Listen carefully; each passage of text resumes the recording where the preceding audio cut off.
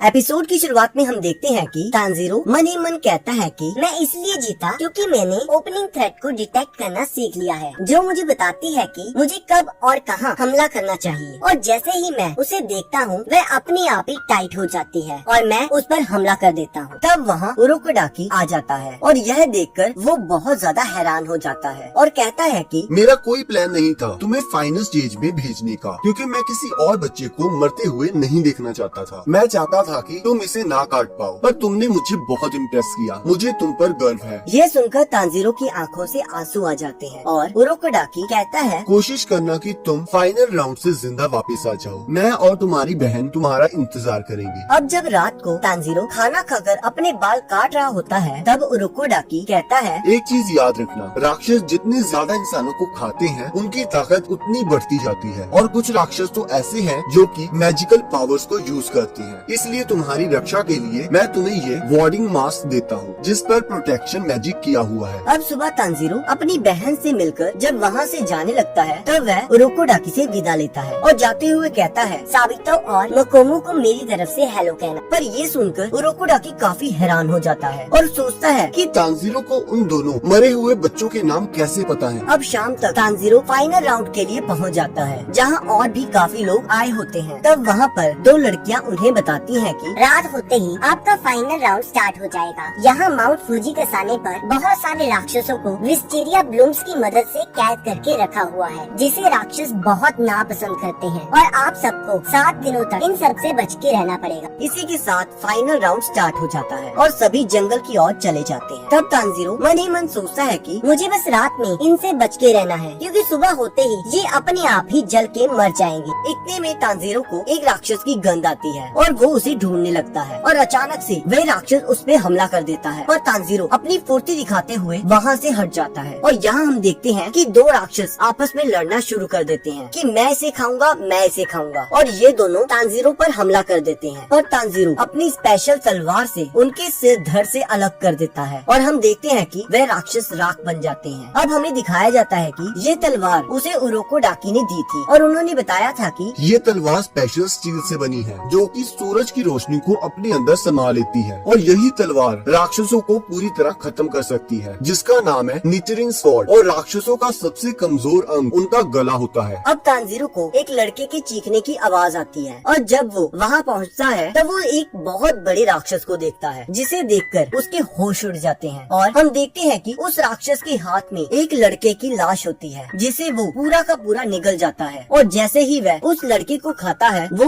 और ज्यादा ताकतवर हो जाता है और ये राक्षस उस लड़के के ऊपर हमला कर देता है। अब तानजीरो उस लड़के को बचाने के लिए उस राक्षस के हाथ काट देता है, पर तब वह राक्षस कहता है कि देखो कौन आया है, एक और जिसके पास फॉक्स मास्क है। ये सुनकर तानजीरो थोड़ा कंफ्यूज हो जाता है। तब वह राक्षस कहता है कि ये कौन सी सदी चल रही है। तब तानजीरो कहता है ताइशो पीरियड। ये सुनकर वह राक्षस बहुत गुस्से में आ जाता है और कहता है मैं इतने समय से यहीं पर कैद हूँ, उरोकोडाकी मैं तुम्हें नहीं छोड़ूंगा। तब तानजीरो कहता है उरोकोडाकी, तो वह राक्षस कहता है हाँ, उसी ने मुझे यहाँ पर कैद किया था, और तब से मैं लोगों को खा रहा हूँ, और अब तक मैं कुल 50 लोगों को खा चुका हूँ। उनमें से 13 उरोकोडाकी के शिष्य थे, अब 14वें तुम होगे। अभी तक उरोकोडाकी के शिष्यों में से केवल 2 ही थे जो मेरा सामना कर पाए। उनमें से एक अजीब से रंग वाले बालों का लड़का था, जो कि उनमें से सबसे ताकतवर था, और दूसरी एक छोटी सी लड़की जिसने फ्लावरी किमोनो पहना था। वो ज्यादा ताकतवर तो नहीं थी, पर काफी तेज थी। ये सुनकर तानजीरो चौंक जाता है और सोचता है कि क्या वह मर चुकी हैं? तब वह राक्षस कहता है तुम्हारा ये फॉक्स मास्क बिल्कुल वैसा ही है जैसा उरोकोडाकी के बाकी शिष्यों के पास था। कभी कभी ऐसा लगता है उरोकोडाकी मुझे खुद बताता है कि मुझे किसे खाना है। मुझे आज भी याद है कि जब मैंने उस लड़की को ये सब बताया था तो वो बहुत दुखी हो गई थी, और मैंने उसके शरीर के एक एक अंग को उखाड़ दिया था। ये सुनकर तानजीरो बहुत गुस्से में आ जाता है और वह उस राक्षस पर हमला कर देता है, पर वह राक्षस उसे पंच मारकर दूर फेंक देता है और तानजीरो वहीं बेहोश हो जाता है और उसका मास्क भी टूट जाता है। बेहोशी की हालत में तानजीरो अपने छोटे भाई को देखता है और उसी समय उठ जाता है। राक्षस ये देखकर उस पर हमला कर देता है। तानजीरो अपनी तलवार से उसके हाथों को काटने लगता है, पर उसका कोई भी फायदा नहीं होता, क्योंकि जैसे ही वो उसके हाथों को काटता था वो उसी समय उगाते थे। तब वो राक्षस बताता है कि उस लड़के ने भी मेरे सिर को काटने की कोशिश की थी, पर वह असफल रहा और मैंने उसके सिर को कुचल दिया। अब ये सुनकर तानजीरो